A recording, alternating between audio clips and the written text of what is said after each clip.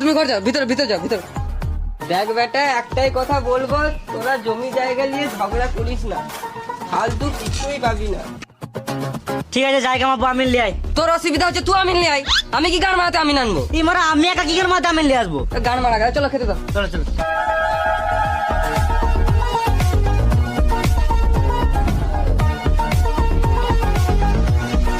খেতে খেতে খেতে পেয়ে গেছে আমার।